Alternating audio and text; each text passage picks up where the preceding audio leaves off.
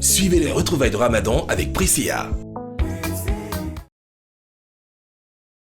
Ah, Imam, c'est le problème que je viens de t'expliquer là. Vraiment, c'est dur pour moi ces temps-ci.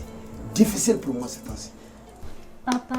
Papa, j'espère que je veux boire un peu d'eau. J'ai pas compris. J'espère que je veux boire un peu d'eau. Tu vois un peu d'eau? Mais bébé, il est déjà 16 heures passées. Faut attendre à 18 heures, tu vas rendre ton jeûne. Non, mais Ou bien il faut lui donner, puisqu'elle demande. Imam. Oui, il faut lui donner. Ton jeûne est valable, hein? Voilà, beaucoup de courage, ma chérie, hein? Allez, va boire de l'eau. Va, voilà. Imam, tu vois pas que l'enfant là est anémié? Comment tu as constaté ça? Imam, tu es en train de torturer ton enfant. Comment? Un bébé qui n'est pas encore né, tu l'obliges à jeûner. Moi, je ne l'ai pas obligé à jeûner. Chata, je suis désolé. Elle a soif. Mais oui, mais l'enfant a soif. Avec le fait que je l'oblige à jeûner, ce sont deux choses différentes. Elle a décidé de jeûner de son propre gré. Ah, Imam, on aura tout vu avec toi là. Un bébé comme ça, là, tu l'obliges à jeûner. Regarde, le jeûne, c'est pas une mince affaire. Tu parles de quel jeûne même d'ailleurs? Regarde, même moi-même, chacun, regarde. Est-ce que moi j'étais comme ça avant? C'est le jeûne qui m'a rendu comme ça. A plus forte raison, un bébé comme ça, Imam. Ah, c'est la mon folle. Ah. Mais Chaka, c'est à toi d'avoir le bon sens. Chaka, il faut comprendre une chose. Dans l'éducation, il y a différents aspects qu'il faut prendre en compte.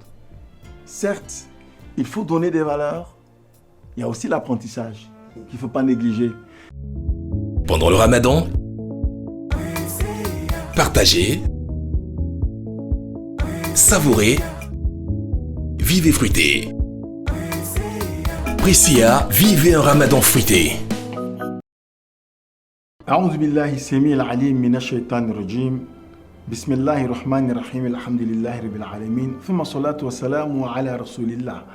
Chers aimables téléspectateurs, le jeûne de l'enfant n'est pas obligatoire.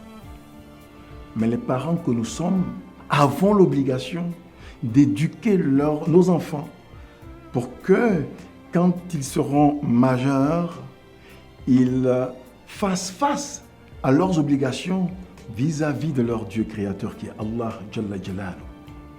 Et c'est en cela que nous devons créer l'ambiance, une bonne ambiance autour du jeûne en famille. Les moments de rupture, le moment de la prise du saour, le fait même de motiver les enfants. On ne les oblige pas, certes. Nous n'avons aucun droit d'obliger un enfant pour qui le jeûne n'est pas obligatoire, n'est-ce pas, à le faire. Ça, on est d'accord dessus. Mais si nous-mêmes nous donnons de bons exemples, les enfants aimant nous imiter, naturellement voudront faire comme nous. Alors chacun, une fois de plus, s'est senti vexé. Lui, il a des problèmes avec le jeûne. Il va chez l'imam, il se rend compte que la fille de l'imam, dans sa petite enfance, là, jeûne, ça le dérange. Oui, lui ne crée pas une telle ambiance à la maison, mais ce n'est pas normal. Voilà, il faut faire aimer Dieu par nos enfants, mais cela passe par le bon exemple que nous allons leur donner. Bonne suite de Ramadan. Assalamu alaikum wa rahmatullahi wa barakatuh. Nous avons parlé des yeux, nous avons parlé justement du système nerveux. Nous allons parler aujourd'hui d'un organe très noble qui est le cœur.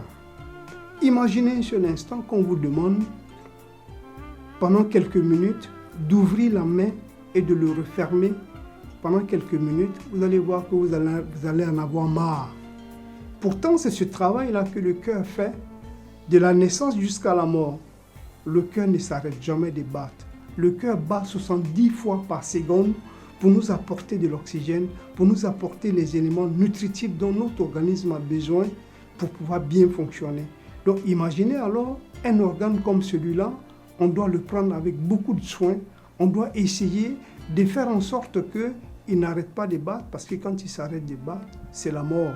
Et donc faisons attention à notre cœur, c'est absolument très important. Assalamu alaikum wa rahmatullah wa barakatuh. C'était les retrouvailles de Ramadan avec Priscilla.